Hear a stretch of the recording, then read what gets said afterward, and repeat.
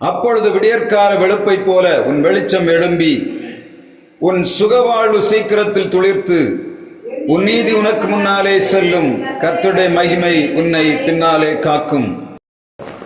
எனக்கு தாசை வரும் பழுவதும் நேராயன் கண்களை எடுத்தே.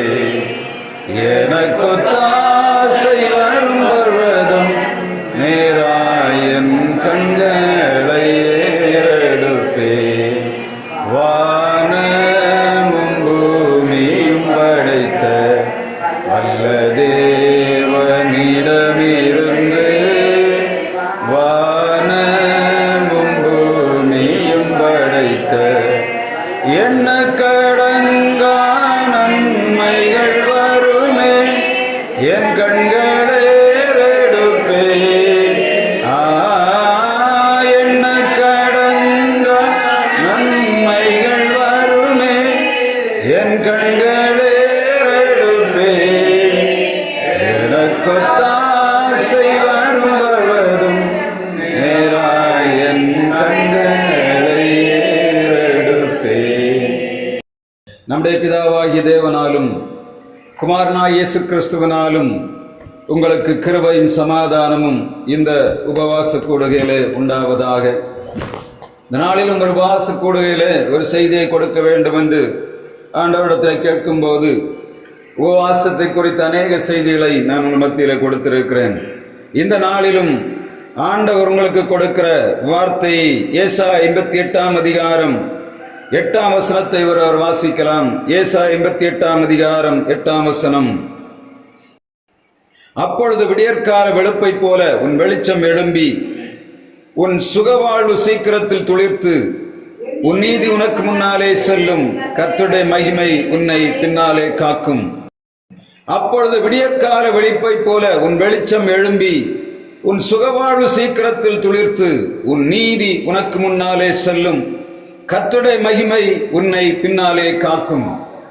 அநேக காலண்டர்களிலே அநேக ஊழியங்களுடைய வாக்குத்தத்த வசனங்களிலே இவைகள் அடிக்கடி எழுதப்பட்டிருக்கிறதை நாம் பார்க்க முடியும். ஏசாயா 58 அதிகாரம் 11 வசனத்திலே நீர் நீர்ப்பாய்ச்சலான தோட்டத்தை போலும் வற்றாத நீரூற்றை போலும் இருப்பாய் என்று ஒரு வாக்குத்தத்த வசனம் நம்முடைய கண்களுக்கும் வைக்கப்பட்டிருக்கிறது.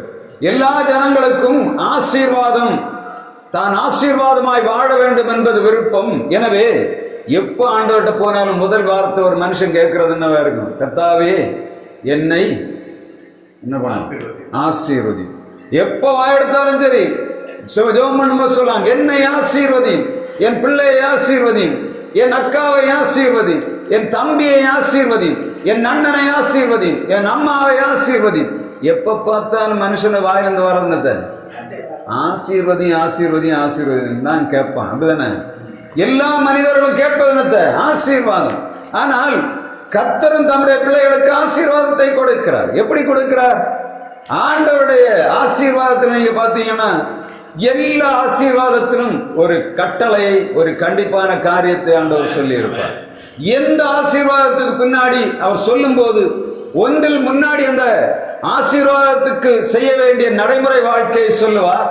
இல்லாவிட்டால் ஆசீர்வாதம் முடித்த பின்பு அதன் மூலமாக ஜனங்களுக்கு கிடைக்கிற ஆசீர்வாதத்தின் பிரதிபலனை ஆண்டவர் சொல்வார். முதலாவது பாத்தீங்கன்னா அவர் இதை செய்தா இதை தருவேன் என்று சொல்வார். இதை தந்தா நீ என்ன செய்யணும்னு சொல்வார். ஆண்டவர் நம்ம கேட்கும் போது தருகிறார், தந்து விட்டு அதை கொண்டு இதை செய்ய வேண்டும் என்று சொல்லுவார். அதான் ஆண்டவருடைய ஆசீர்வாதம். நம்ம என்ன பண்ணுகிறோம்? மனிதர்கள் ஆண்டவரிடத்தில் ஆசீர்வாதத்தை கேட்கிறோம், வாங்குகிறோம், அனுபவிக்கிறோம், நிம்மதியா இருந்து விடுகிறோம். அப்ப என்ன ஆகும்? சவக்கடல் என்று ஒன்று, யோர்தான் நதி என்று ஒன்று. ரெண்டு கடல் உள்ள வித்தியாசம் என்னன்னா, யோர்தான்ல வரக்கூடிய தண்ணி பாய்ந்து போகும், ஆனா சவக்கடல்ல வர தண்ணி என்ன பண்ணும்? கட்டுப்பட்டு எல்லாம் வாங்கி குடிச்சிட்டு நிம்மதியாயிருக்கு. ஆண்டோடைய ஆசீர்வாதம் சொல்லுகிறது, யோர்தான் நதி நல்ல மீன்கள் நடமாடுகிற நல்ல ஜீவ நதி. சவக்கடல மீன் உருவாகுமா? உருவாகும். ஆனா இப்ப சொல்றாங்க சவக்கடல்ல மீன்கள் இப்பொழுது உருவாகி இருக்கிறதுன்னு சொல்லலாம். தண்ணி என்ன இருக்கு? எங்கே ஒரு இடத்துல சரியாயிட்டு வருது. கர்த்தருடைய நாட்களிலே சவக்கடலுக்குள்ள மீன்கள் வரும். அதான் கடைசி காலத்து தீர்க்க தரிசனம். அது நிறைவேற ஆரம்பித்து அடைத்திருக்கிறது. சவக்கடலுக்குள்ள எந்த ஜீவராசியும் வாழாது. வரும் உப்பு, யூரியா, அவளுக்கு நேரடியான யூரியா அதிலிருந்து உலகம் முழுவதும் அது சப்ளை பண்ணப்படுகிறது. உலகம் முழுவதும் காணப்படக்கூடிய யூரியா 30% அந்த சவக்கடலில் இருந்து தான் போயிட்டு இருக்கு. ஆனா இங்கே வசனம் சொல்லுகிறது, நீ ஆசீர்வாதத்தை கேட்கிறாய். எப்படி கேட்கிற? 58ஆம் அதிகாரம் 1ஆம் வசனத்திலே ஆண்டவர் சொல்லுகிறார், நீ எக்காலத்தை போல சத்தத்தை உயர்த்தி சத்தமிட்டு கூப்பிடு, எக்காலத்தை போல உன் சத்தத்தை உயர்த்தி என் ஜனத்துக்கு அவர்கள் மீறுதலையும் யாக்கோபின் வம்சத்தாருக்கு அவர்கள் பாவங்களையும் தெரிவி. ஏன் ஆண்டவர் அவைகளை சொல்லுகிறார்னு பார்த்தா, ஜனங்கள் உபவாசம் இருக்கிறார்கள். எப்படி ஆண்டவர் சொல்லுகிறார்? இவர்கள் உபவாசம் இருக்கிறார், இருந்துட்டு கேட்கிறார்கள், ஆண்டவரே நீர் எங்களுடைய ஜபத்தை ஏன் கேட்கவில்லை? நாங்கள் கேட்கிற விண்ணப்பங்களுக்கு நீர் ஏன் செவி கொடுக்கவில்லை என்று தங்களுக்குள்ள கேட்டு புலம்பிக் கொண்டிருக்கிறார்கள். ஆண்டவர் சொல்லுகிறார், நீங்க பண்ணுகிற உபவாசம் எனக்கு பிரியமான உபவாசம் இல்லை. நீங்க என்ன உபவாசம் பண்ணுகிறீங்க?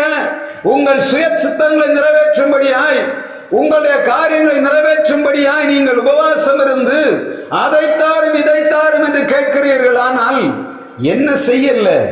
செய்ய வேண்டிய காரியத்தை செய்யல. அதுலதான் ஆண்டவர் கொடுக்கிறார். 58ஆம் அதிகாரம் 6ஆம் வசனத்துல நீ வாசித்தீங்கன்னா தெரியும். வாசிங்க. அக்கிரமத்தின் கட்டுகளை அவிழ்க்கிறதும் நுகத்தடியின் பிணையல்களை நெகிழ்க்கிறதும் நெருக்கப்படுகளை விடுதலை ஆக்கி விடுகிறதும் சகல நுகத்தடிகளையும் உடைத்து போடுகிறதும். நிறைய காரியங்களை ஆண்டவர் சொல்லிவிட்டு தான் சொல்லுகிறார். எப்படி? அந்த 9ஆம் வசனத்தில் சொல்லுகிறார், அப்பொழுது விடியற்கால வெளுப்பை போல உன் வெளிச்சம் எழும்பி உன் சுகவாழ்வு சீக்கிரத்தில் துளிர்க்கும் என்று ஏசாயா 58ஆம் அதிகாரம் 8ஆம் வசனத்திலே ஆண்டவர் ஆசீர்வாதத்தை சொல்லுகிறார். இன்றைக்கு நான் மிக முக்கியமாக நாம் பெற்றுக்கொள்ள வேண்டிய ஆசீர்வாதம், நம்முடைய வாழ்விலே காணப்படுகிற இருளாய் கிடக்கிற இடங்களில் வெளிச்சம் வேணும். நம்முடைய சமாதானமான வாழ்வு வேண்டும், ஆரோக்கியமான வாழ்வு வேண்டும் என்று விரும்புகிறோம். அதுல ஆண்டவர் முதலாவது கொடுக்கிற முதல் பாகம் என்ன? அங்கே சொல்லப்படுகிறது, அக்கிரமத்தின் கட்டுகளை அவிழ்க்கிறதும். இதுல 7-8 காரியங்களை ஆண்டவர் சொல்லுகிறார். முதலாவதாக ஆண்டவர் சொல்லுகிற காரியம் என்ன? அக்கிரமத்தின் கட்டுகளை அவிழ்க்கணும்.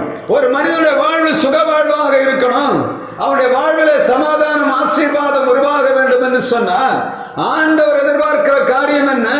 நீங்கள் இருக்கிற உபவாசத்தை போல அல்ல. நீங்கள் என்ன பண்ணும்? அக்கிரமத்தின் கட்டுகளை அவிழ்க்கணும். அக்கிரமத்தின் கட்டுகளை அவிழ்க்கணும். அதுதான் என்னத்தை ஆண்டவர் விரும்புகிற உபவாசம். ஆண்டவர் விரும்புகிற உபவாசம் என்ன? அக்கிரமத்தின் கட்டுகள் அறுக்கப்பட வேண்டும். அக்கிரமத்தின் கட்டு என்று சொன்னால் என்ன?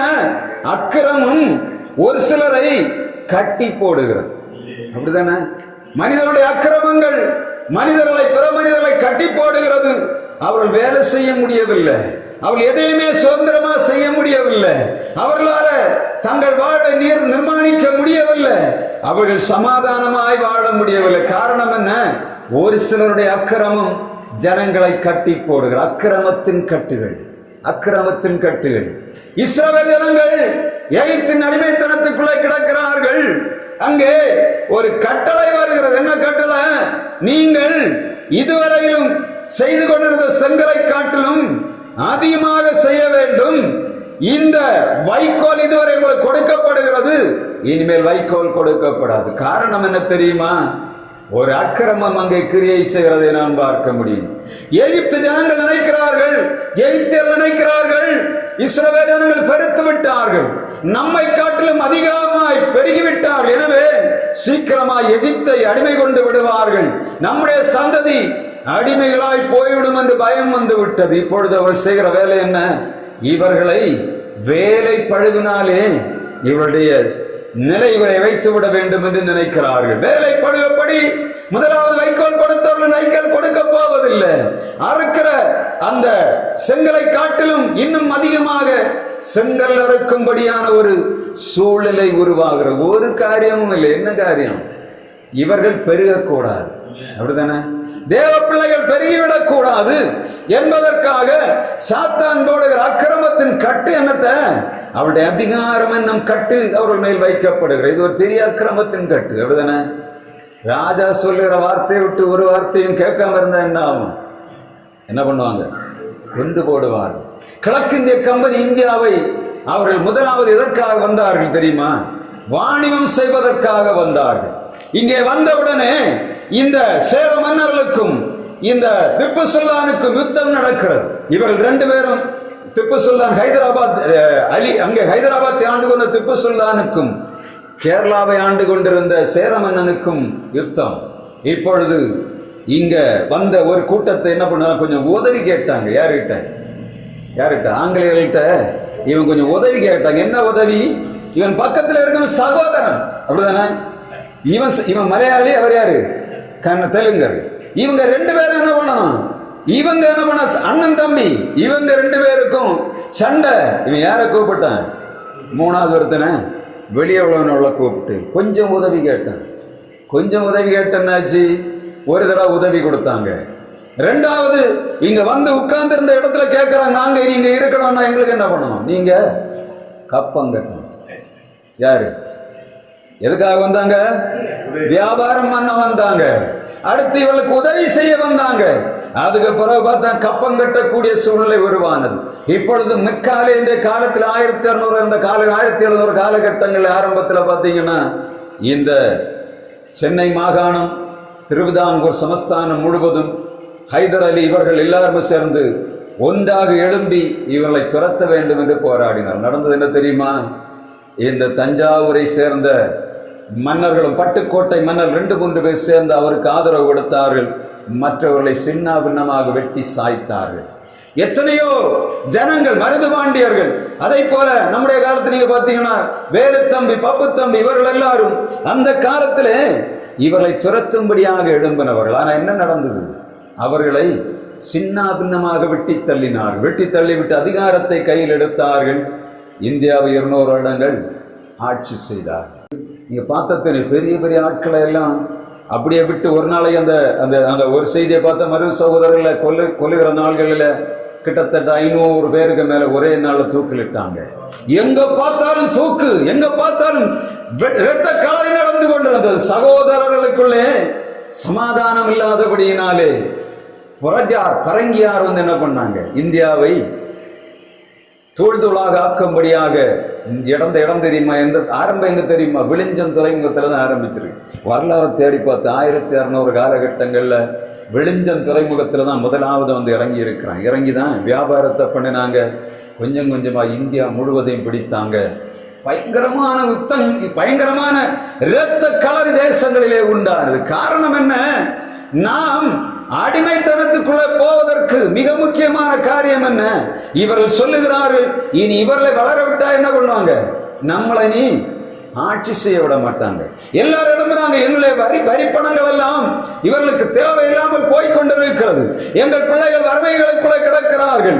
இந்த மார்த்தாண்ட மகாராஜா வர்மாவுடைய காலத்தில் வேலுத்தம்பி சொல்லுகிறான், இவ்வளவு வரி நம்ம அவர்களுக்கு கொடுக்க முடியாது. ஆனா என்ன பண்ணார்கள் தெரியுமா? இவருக்கு எதிராக ஒரு கூட்டம் இருந்தது. நாயர்கள் சொல்லக்கூடிய ஒரு படைக்கு போராட்டம் இருந்தபடின்னு அவர்களை வைத்து எல்லாத்தையும் சின்னாபின்னமாக அடித்து தள்ளினார். கர்த்தருடைய வார்த்தை மிக தெளிவாக சொல்லுகிறது, அக்கிரமத்தின் கட்டுகள் அறுக்கப்படணும்.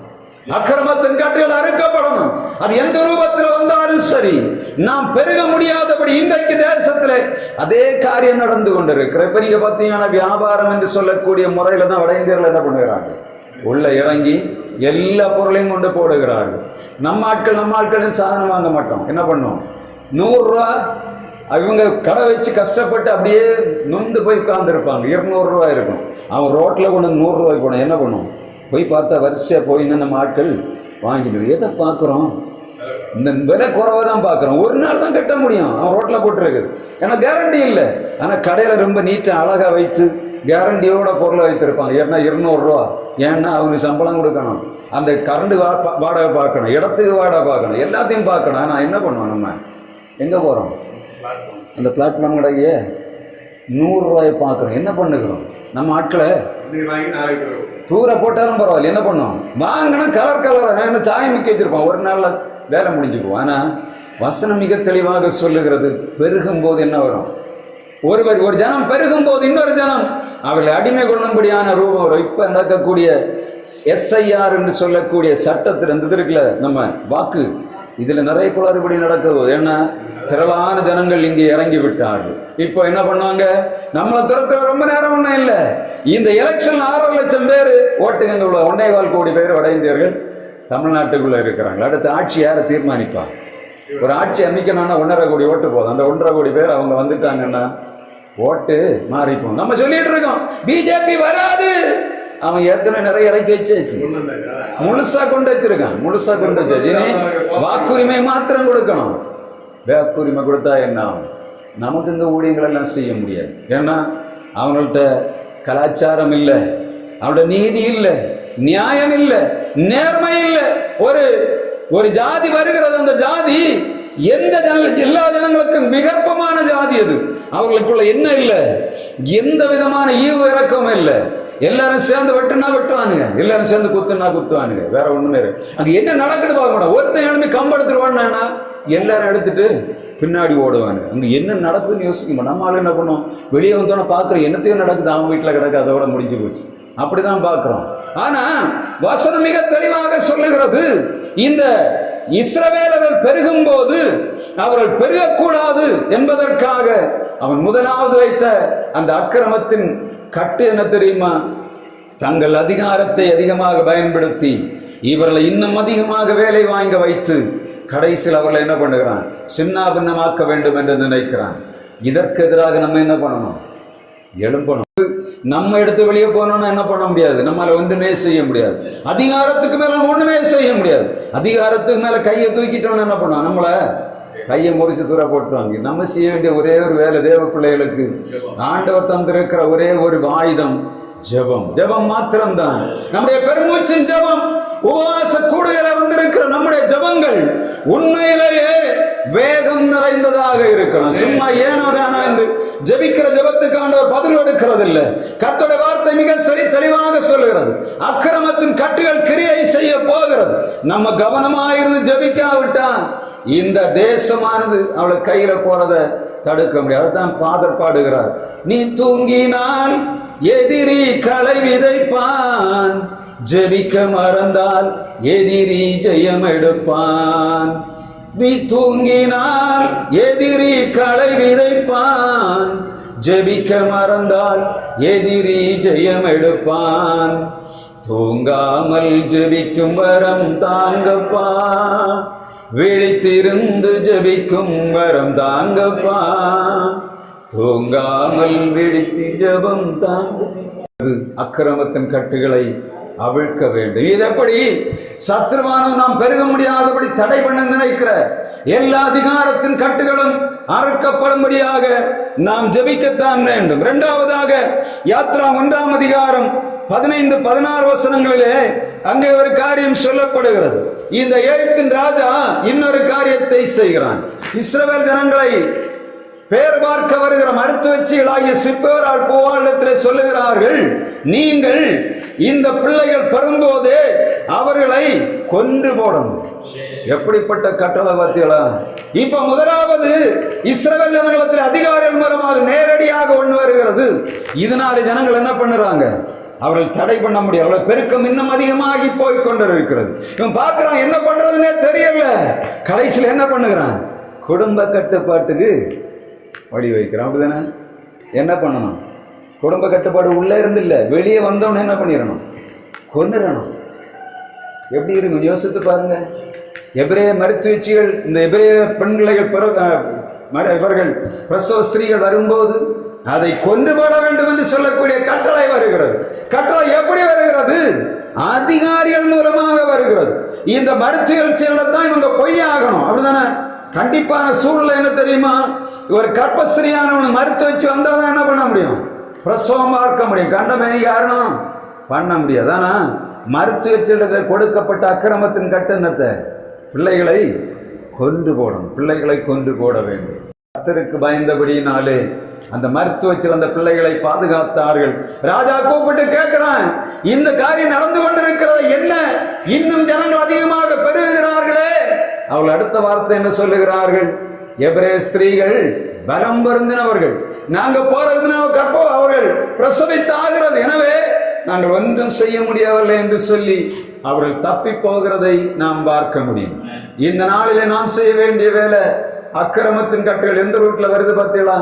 ஒரு பக்கம் அப்படி வருது, இன்னொரு பக்கம் குடும்ப கட்டுப்பாடு. ஒன்று பெற்றால் ஒளிமயம், 2 பெற்றால் இன்பமயம், அதிகம் பெற்றால் அல்லல்மயம். 50 வருஷத்துக்கு முன்னாடி காங்கிரஸ் எழுதி வச்சது, 1 பெற்றால் ஒளிமயம், 2 பெற்றால் இன்பமயம், அதிகம் பெற்றால் அல்லல்மயம். அதுக்கு பிறகு பார்த்தீங்கன்னா இது ரொம்ப கவனமா ரொம்ப ரொம்ப அதிகமாக கடைபிடித்த 2 மாநிலங்கள்னா கேரளாவும் தமிழ்நாடும்.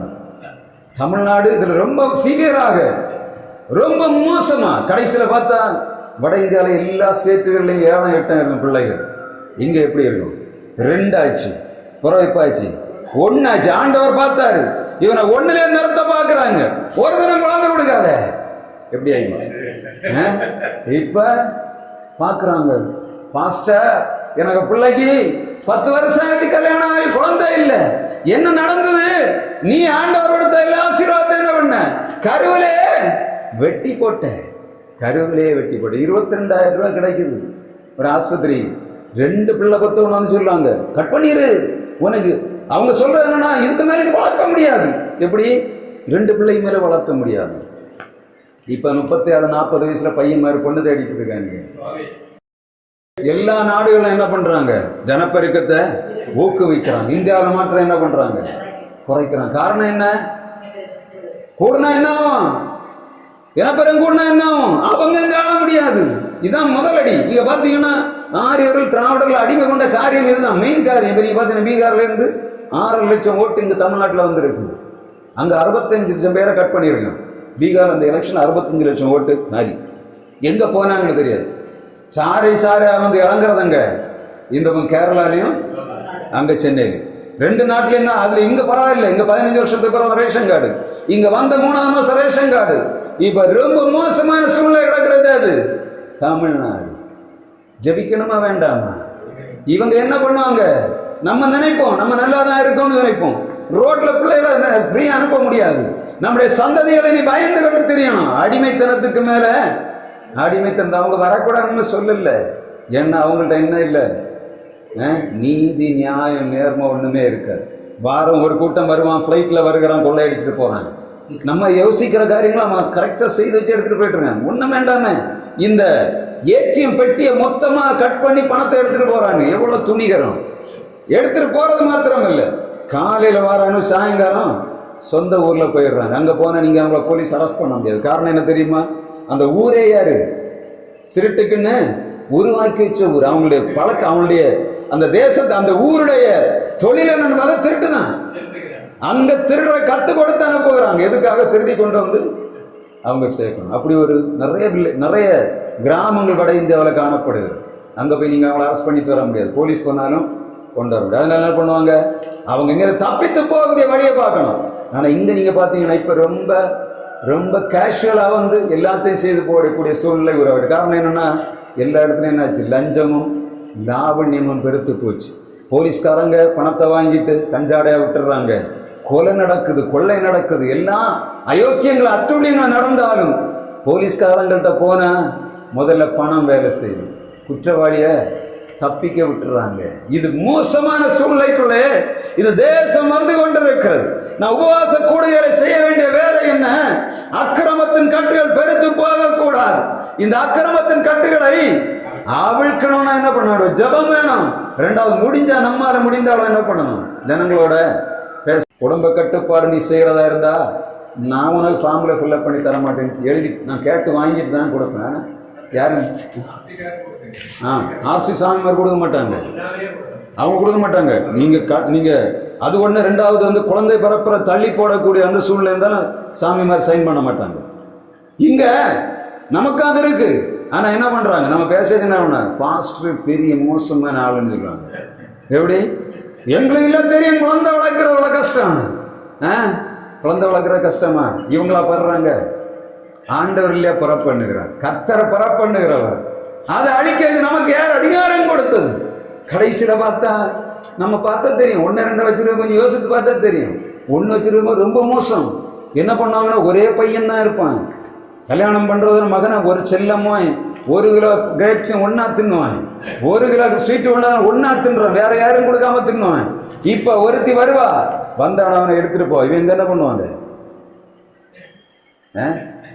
1 பத்து நிலைமை ரொம்ப மோசம், 2 பத்து இன்னும் அதிகம் ரொம்ப மோசம்.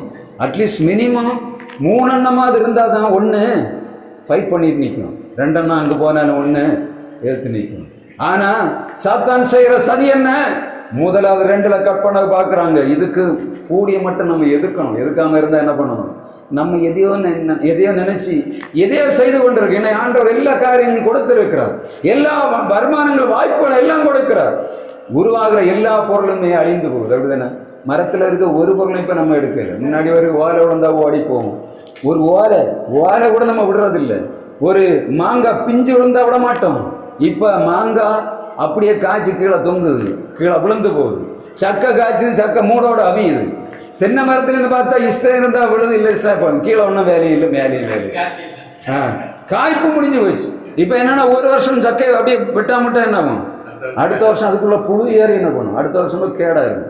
எல்லா காய்கறிகளையும் நீங்கள் கனி வகைகளை நீங்கள் பார்த்தீங்கன்னா நம்ம எடுக்க வேண்டிய நேரத்தில் இந்த கனி எடுக்காமல் இந்த அடுத்த வருஷம் காய்க்காது. காரணம் என்னென்னா அதில் புழு பூச்சி உள்ளே ஏறி கேடாக்கி விடும். அதை நடந்துட்டு இருக்கு. இப்போ எங்கே பார்த்தாலும் சரி, நம்ம என்ன சாப்பிட்டாலும் கிழங்கு முதல் எல்லாத்துலையும் என்ன இருக்குது?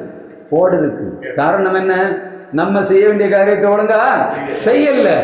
ஆண்டவர் பார்க்கிறார், கொடுத்த ஆசீர்வாதத்தை உங்களுக்கு அனுபவிக்க தெரியல, ஆடியடா அப்படின்னு அடிச்சு போட்டார். இப்போ என்ன பண்ண? டெஸ்ட் டியூப் பேபி என்னென்னமோ சொல்லி கிளீனிங் அது இதுன்னு நம்ம பண்ணி பார்க்குறாங்க. லட்சக்கணக்கான கோடிக்கணக்கான ரூபாய் செலவு. ஒரு ஆள் என்ன சொன்னார்? பாஸ்டர், நான் 10 லட்ச ரூபா தரேன் பாஸ்டர், எனக்கு ஒரு குழந்தை உருவாகணும் பாஸ்டர், நான் என்ன வேணும்னு செய்கிறேன் பாஸ்டர். ஏன்னா கிட்டத்தட்ட இன்னைக்கு ஒரு 100 கோடி ரூபாய் சொத்து இருக்கு.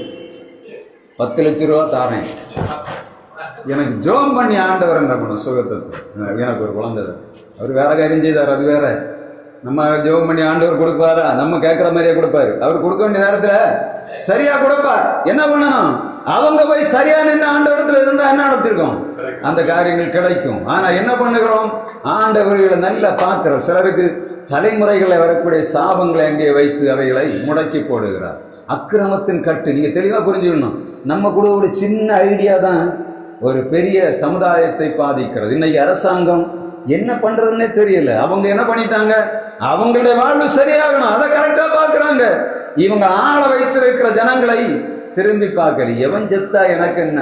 எனக்கு 5 வருஷம் ஆகணும், நான் எவ்வளவு சுருட்டணும், ஒரு 50 தலைமுறை சம்பாதிச்சு வச்சு நான் ஆகணும், எவன் செத்தா எனக்கு என்ன? அதுக்காக எது வேணுங்களும் செய்வாங்க. அக்கிரமத்தின் கட்டுகள் பெருத்து போய் கிடக்கிறது. இனி மிக முக்கியமாக ஒரு காரியத்தை நம்ம பார்க்கணும். இது பூமிக்குரிய உலகத்துல நம்ம பார்க்கிறோம். வாசிக்கலாம் 22:23, மத்தேயு 7:22-23. கர்த்தாவே கர்த்தாவே, உமது நாமத்தினாலே தீர்க்க தரிசனம் உரைத்தோம் அல்லவா, உமது நாமத்தினாலே பிசாசுகளை துரத்தினோம் அல்லவா, உமது நாமத்தினாலே அநேக அற்புதங்களை செய்தோம் அல்லவா என்பார்கள். அப்பொழுது நான் ஒரு காலம் உங்களை அறியவில்லை, அக்கிரம செய்கைக்காரரே என்னை விட்டு அகன்று போங்கள் என்று அவர்களுக்கு சொல்ல. ஆண்டவங்க யாரை சொல்லுகிறார்? அக்கிரம செய்கைக்காரரே. யார் அக்கிரம செய்கைக்காரன் சொல்றாரு? உங்களுடைய நாமத்தினாலே தீர்க்க தரிசனம் உரைத்தோம், உங்களுடைய நாமத்தினாலே அதிசயங்களை செய்தோம், உங்களுடைய நாமத்தினாலே எல்லாத்தையும் செய்தோம் ஆண்டவரே. ஆண்டவர் சொல்லுகிற என்னத்தை? உங்களை அறிய அக்கிரம செய்கைக்காரர். அவருடைய கனிகளினாலே அவளை அறிவீர்கள். வசனம் மிக தெளிவு. அவருடைய கனிகளினாலே அவர்களை அறிவீர்கள். அற்புதம் செய்கிறதில்லை, அதிசயம் செய்கிறதில்லை. அவர்கள் எல்லாத்தையும் பெருசா படோடாபமாக அவருடைய பெயரை நிலைநாட்டுவதில்லை ஆண்டவர் எதிர்பார்ப்பது. இவர்கள் என்ன சொல்லுகிறார்? அவளுடைய கனிகளினாலே அவர்களை. கனிகள்னா என்னத்தை? அவளுடைய கனிகள்னா என்னது? அவருடைய சுபாவங்கள் ஒரு பக்கம், அவருடைய தலைமுறை சந்ததியை பார்க்கிறார் ஆண்டவர், பிள்ளைகளை பார்க்கிறார். கனிகள் கற்பத்தின் கனி கர்த்தரால் கிடைக்கும் பலன், அப்படிதானே? இன்னொரு பக்கத்தில் நீ பார்க்கணும், அவருடைய கனி என்ன, அவருடைய பிள்ளைகளை எப்படி வளர்த்துகிறாள் என்பதை நம்ம பார்க்கணும். நான் இன்னைக்கு ஒரு காரியத்தை நான் செய்து கொண்டிருக்கும் போது நான் அடிக்கடி ஒரு குடும்பத்தை வாட்ச் பண்ணிட்டு வருவேன். இன்றைக்கு நான் காலையில் எழும்பணுன்னு என்னை வேதனைப்படுத்தக்கூடிய ஒரு காரியம் நடந்தது. அப்போதான் புரிஞ்சுக்கிட்டேன், நான் பிள்ளைகள் வளர்ந்து வரும்போது அவருடைய ஸ்டைல் மாறுது. இந்த ஆள் இருக்கிற அந்த ஆளையும் நான் பார்க்குறேன், இந்த பிள்ளைகளையும் பார்க்குறேன். பிள்ளைகளுடைய அந்த அந்த ஸ்டேஜ் தாண்டவர் அப்படியே அமைதியாக இருந்தேன். ஒரு ஸ்டேஜ் தாண்டி காலேஜில் கால் வச்சானுங்க, எல்லாம் மாறி போச்சு. இந்த பிள்ளைகளா இவர்கள் என்று கேட்கக்கூடிய அளவில் மாறி போச்சு. அந்த தாய் அந்த பிள்ளைகளை பார்த்து நீ இதை செய்யாதுன்னு சொல்லலை. அவளை அதை பார்த்து பிள்ளை தடவிட்டு நிற்குது. நான் பார்க்குறேன். நான் வெளி உலகத்திலேருந்து பார்க்கும்போது எனக்கு என்ன தோணுது, இந்த பிள்ளைகளை இந்த தாய் சரியாக வளர்க்கலை. எனக்கு என்ன செய்கிறதுனே தெரியல. அந்த பையன் சொன்ன, பையன் தம்பி இதெல்லாம் செய்யாத, ஒன்று பார்த்து ஒன்று சொல்ல மாட்டாங்க. உன் அம்மாவை தான் தவறாக சொல்லணும், அதுக்கப்புறம் அவன் திருத்தினான். ஆனால் அந்த அந்த பொம்பளை அப்படிப்பட்ட சாதாரணமான பொம்பளை இல்லை. அது உள்ளத்துக்குள்ளே இருக்க எல்லா காரியங்களையும் ஆண்டவர் வெளிப்படுத்தி காட்டிட்டாங்க. பிள்ளைகளை அவள் வளர்த்துறான்னா ஐயோ மோசமான அந்த வெளியே பார்த்தா எப்படி தெரியுது, ரொம்ப பாவம் போல இருக்கு. யாரும் அவளை பார்த்தா அப்படின்னு சொல்லுவாங்க, ஆனால் உள்ளுக்குள்ளே இருக்கிறது எல்லாமே வேகமும் விஷமும் நிறைந்து வச்சு உள்ளே இருக்காதுதான் என்ன பண்ணும், பிள்ளைகள்கிட்ட வெளியே தெரியுது. அவளுடைய கனிகளினாலே அவர்களை அறிவியல் என்ன பண்ணுவா தெரியுமா, அந்த பிள்ளைகளை நேரடியாக நடத்த மாட்டா. அவளுடைய கேரக்டர் என்னன்னா, பிள்ளைகளை சும்மா இருக்கிறனால தான் வளர்த்துவா. ஏன்னா என்ன செய்தாலும் சரி அமைதி ஒண்ணுமே கிடையாது. என்ன பண்ணுகிறா, பிள்ளைகளை தூண்டி விடுறார். தூண்டி விட்டு என்ன பண்ணுகிறார், அவர்களை உலகத்தில் அக்கிரமக்காரர்களாக உருவாக்கி விடுகிறார். அக்கிரமத்தின் கட்டுகள் எங்கும் கிரியை செய்து. இப்போ என்ன பண்ணும், நம்ம நல்லவர்களாக இருக்கிறோம், நம்ம அவர்களை நண்பர்களாக வைத்திருக்கிறோம். ஆனால் உள்ள என்ன இருக்கு, நம்ம போகக்கூடிய ஆளே யாரு, அக்கிரமக்காரர்கள். அக்கிரமக்காரர்கள் சேர்ந்து போகும்போது சந்ததி எப்படி ஆகும், நிறைய பிரச்சனைகளை சந்திக்கும். அது பிள்ளை என்ன பண்ணும், தாய் சொல்லுகிற வார்த்தையை கேட்காது. நியாயம் இருக்கான்னு நான் பார்க்க என்ன பண்ணும். யாக்கோபுடைய புத்திரர் வந்து என்ன பண்றாங்க, லேவியும் சிமியோனும் போயிருக்கிறாங்க. தவறு செய்தாரு தீனாள். வந்த உடனே யாக்கோபு தன்னுடைய பிள்ளைகள்கிட்ட சொல்லுகிறான்.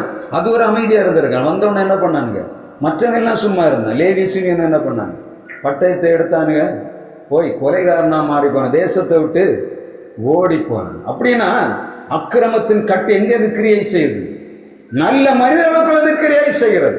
இதே கிரியை தான் எங்கே வெளிப்படுது, பெரிய கூட்டங்களை நடைபெறுது. பார்த்தாச்சுன்னா ஐயோ அந்த கூட்டத்தில் போனா பெருங்கூட்டம், அதிசயம் அற்புதங்கள் நடக்குது. உள்ள தேடி பார்த்தா என்ன இருக்கு, அவ்வளவுமே அக்கிரமத்தின் கிரியைகள் வெளிப்படுது. அக்கிரமத்தின் கிரியைகள் நான் நிறைய செய்யணும். ஊழியத்தில் இன்றைக்கு நடைபெற்றுக் கொண்டிருக்கிற காரியங்களை சொல்லுவேன். இந்த அக்கிரமத்தின் கட்டுகளில் இருந்து நாம் ஜனங்களை விடுதலையாக்கணும். நம்ம கண்ணுக்கு தெரியுது இவங்க செய்கிற தவறு. இந்த ஊழியக்காரன் தவறு பண்ணுகிறான், அவங்க ஆலயத்தில் அந்த ஆட்கள் போயிட்டு இருந்தா கவனிக்கணும். நான் அடிக்கடி எச்சரிப்பேன்.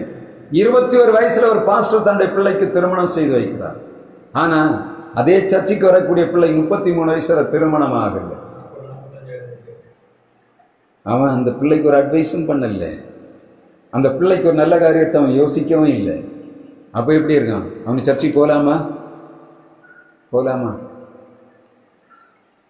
இது ரொம்ப கவனமாக நம்ம பார்க்க வேண்டியதுதான். சொல்றது கர்த்தருடைய வார்த்தை சொல்லுது, அவருடைய கனிகளினாலே அவர்களை அறிவீர்கள், அவருடைய கனிகளினாலே அவர்களை அறிவீர்கள். வசனம் சொல்லுது, நாங்கள் உடைய நாமத்தினாலே தீர்க்க தரிசனம் உரைத்தோம் அல்லவா, உடைய நாமத்தினாலே அற்புதங்களை அதிசயங்களையும் செய்தோம் அல்லவா. அக்கிரம செய்காரனை விட்டு அகன்று போங்கள் என்று சொல். கனிகளினாலே அவளை அறியுங்களை அறிவியல் என்று கர்த்தருடைய வார்த்தை. நமக்குள்ள குறைகள் உண்டு. இப்போ நான் அநேக நேரங்களில் நினைப்பேன், ஆண்டவரே நான் இவ்வளோ அழகாக ஊழியம் செய்கிறேன், இவ்வளவு காரியங்களை செய்கிறேன், நான் இப்படி இருக்க வேண்டியவனா இந்த அநேக நேரத்தில் கேட்பேன். அப்போ ஆண்டவர் சொல்லுவார், உனக்கு தந்த ஊழியத்தை மட்டும் நீ செய், உனக்கு சாப்பாடு நடக்குதா தாரேன், உன்னை நன்றா வைத்திருக்கிற நீ அதை பாரு, நீ அதை பார்க்கிற, நான் அதை செய்யறத விட அதிகமாக செய்யறேன், உனக்கு இது அது உங்க வேலை, என்னுடைய வேலை இல்லை. என்ன ஆண்டவர் என்ன பண்ணுகிறார், நடத்தும் போது அவர் சொல்லுகிறது என்ன, நீ பிறருக்கு தீமை செய்யாம வாழணும்.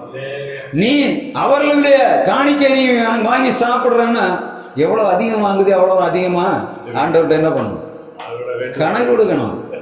நிறைய வாங்கினா என்ன பண்ணணும், கணக்கு நிறைய கொடுக்கணும். கொஞ்சம் கொடுத்தா என்ன பண்ணணும், போகாத ஆண்டவரே தேவை தருகிற எல்லா காரியத்தையும் சரியா செய்கிறேன். அநேக நேரங்களில் தான் யோசிப்பேன், ஆண்டவரே நான் போகிறேன், இந்த ஒரு வாரம் இவ்வளவு அந்த பண்ணிட்டு போகிறேன்னு ஏன் இப்படி தருகிறேன். ஆண்டவர் சொல்லுவார், உனக்குள்ள காரியத்தை சரியா தரேன், உன்னை சரியா நடத்திட்டு போறேன், உனக்கு ஏதாவது குறை தந்திருக்கிறேன்னா இல்லை, ஏதாவது உனக்கு நான் தொந்தரவா இருக்கிறேன் இல்லை, நீ இருக்கிற இடத்துல உனக்கு ஏதாவது போராட்டம் இருக்க ஒன்றும் இல்லை, ஒன்று எவ்வளோ பத்திரமா அமைதியா அருமையா பாதுகாத்து வரேன். இது போதாதான் இப்போ என்ன பண்ணும், நான் இதை தாண்டி நான் எனக்கு எல்லாம் இருக்குன்னு சொல்லிட்டு போய் நான் ஒரு பப்ளிஷ் பண்ணணும்னு நினைச்சேன்னா என்ன ஆகும், நான் அடி வாங்க வேண்டிய சூழ்நிலை வருவோம். அதனால ஆண்டவருடைய வசனம் சொல்லுகிறது, கர்த்தருடைய பிள்ளைகளாகி நாம் அக்கிரமத்தின் கட்டுகளை அறுக்கணும். எப்படி நம்முடைய கண்களுக்கு முன்பாக செத்து போய் கொண்டிருக்கிற ஒரு சந்ததி இருக்கிறது, நம்முடைய கண்களுக்கு முன்பாக தேவனுடைய பிள்ளைகள் என்று சொல்லக்கூடிய ஒரு கூட்டம் தாறுமாறாய் ஓடிக்கொண்டிருக்கிறது. இவர்களுக்காக நாம் ஜெபிக்கணும். இதுதான் நம்முடைய உபவாச கூடுகைகளை ஆண்டவர் செய்கிற மிக முக்கியம். அக்கிரமத்தின் கட்டுகள் பார்த்தா இன்னும் ஒரு 3 மணி நேரம் பேச முடியும், அவ்வளவு இருக்கு. வயதத்தில் பார்த்தா அக்கிரமம் அக்கிரமம் அக்கிரமம் அக்கிரமம் ஆண்டவர் சொல்லி எல்லா அக்கிரமும் எடுத்து பார்த்தாலே இன்னைக்கு ஒரு 4 நாள் பிரசங்கம் பண்ண நேரம் ஒன்றும் இல்லை. இப்போ 1 மணியாக ஃபோன் பண்ணுவான், கரெக்டாக வந்து வெளியே நின்றுட்டு இருப்பா, கூடியிருக்கும். நான் என்ன சொல்ல வரேன்னா, நம்முடைய உபவாச கூடுகைகள் என்ன பண்ணணும்? அக்கிரமத்தின் கிரியைகள் நடக்கும். ஆண்டவர் விரும்புகிற அதுதான் வசனம் தான் சொல்லு. உபவாசம் உபவாசம்னு சொல்லுகிறியே, ஆண்டவர் கேட்கறது தான். நம்ம நல்லா செய்தோம்னா என்ன பண்ணுவார்? ஆண்டவர் நம்மை மெச்சிக்கொள்ளார். அந்த 58ஆம் அதிகாரம் 8ஆம் வசனத்தில் கொடுக்கப்பட்டிருக்கிற ஆசீர்வாதம், நான் தொடர்ந்து உபவாச கூடுகையில் இதை பேசுவேன். இன்னைக்கு 58ஆம் அதிகாரம் 8ஆம் வசனத்தில் உள்ள ஆசீர்வாதம் பெற்றுக்கொள்ளலாம்னா முதல் படியாக ஆண்டவர் சொல்ல 58ஆம் அதிகாரம் 6ஆம் வசனத்தில் அக்கிரமத்தின் கட்டுகளை அறுக்கணும். நமக்கு முடியாம இருந்தா என்ன பண்ணணும்? அட்லீஸ்ட் ஜெபம் பண்ணவாது செய்யணும். ஏன்னா நம்ம சுற்றி இருக்கிற ஜனங்கள் அக்கிரமத்தினாலே கட்டப்பட்டு கிடக்கிறார். ஒருவர்னால இல்ல, இவருடைய அக்கிரமம் மற்றவர்களை கட்டி போடுகிறது. நல்லவர்களை தீயவருடைய அக்கிரமம் என்ன பண்ணுது? கட்டி போடுது. இவர் சொல்லுகிறார்கள், இவன் இப்படி போனனால இவனுக்கு வாழ்க்கை எப்படி ஆகி போச்சு. யார் செய்த அக்கிரமம்? பெரியவருடைய அதிகாரம் என்ற அக்கிரமம் நல்லவர்களை என்ன பண்ணுது? காலி பண்ணி போடுது. கட்டுகள் நறுக்கப்படும். நமக்கு தெரிந்த குடும்பங்களில, நம்முடைய ஊழியங்களில எல்லாவற்றிலும் ஜெபிக்க வேண்டிய மிக முக்கியமான காரியம் அக்கிரமத்தின் கட்டுகள் அறுக்கப்படும். அதிகாரத்தினாலே நம்மை இப்பொழுது அழுத்தி கூட நினைக்கிற இந்த ஆட்சியாளர்கள் மனம் திரும்பணும். அதுக்கு நம்ம ஜெபிக்கணும். 2வதாக, இந்த ஆவிக்குரிய உலகத்திலே காணப்படுகிற நம்மை கட்டி போட நினைக்கிற எல்லா காரியங்களையும் நாம் என்ன பண்ணணும்? விடுதலையாகும். நீங்க பார்த்தீங்கன்னா தெரியும், நன்றாக ஊழியம் செய்த ஆத்மாக்களை ஆதாயப்படுத்தி கஷ்டப்பட்டு கொண்டிருக்கிற ஜனங்களை ஒரு சிலர் ரொம்ப எளிதாக அள்ளி கொண்டு போகிறார்கள். இது மிகவும் கவனமாக நாம் பார்க்க வேண்டிய காரியம். அக்கிரமத்தின் கட்டு இது. இதனை ஜனங்கள் வெளியே வரவே முடியாது. ஏன்னா அவர்கள் ஏறி இருக்கிற சாராய போல, போதை போல ஒரு பெரிய போதை அந்த பாஸ்டர் மேல உள்ள போதையா இருக்கும். இல்லாட்டா வேற எதையோ கண்டு அந்த பிசாசாவும் கரெக்டா அவங்கள பிடிச்சு என்ன பண்ணுறான், அங்க போட்டு அவளை நெய்யெடுத்து ஆத்துமாக நாசம் பண்ணி நரகத்துக்கு நேராக கொண்டு போகிறான். நீங்க பார்த்தா தெரியும், அவளுடைய கனிகளினாலே அவளை அறிவீர்கள். அவளுடைய வாழ்வு வித்தியாசமா இருக்கும், அவளுடைய பேச்சு வித்தியாசமா இருக்கும், அவளுடைய நடக்கை வித்தியாசமாக இருக்கும். அவளுடைய சந்ததிகள், அவள் போகக்கூடிய எல்லா இடத்தையும் நீங்க பார்த்தீங்கன்னா தெரியும். அந்த ஆலயத்துக்கு போகிற பிள்ளைகளும் அப்படிதான் இருப்பாங்க. நம்ம என்ன பண்ணணும்? கவனமாக வாழணும். உபவாச கூடுதல் வரும்போது நம்ம செய்ய வேண்டிய அக்கிரமத்தின் கட்டுகள் அறுக்கப்படணும். முழங்கால் படி இல்லாம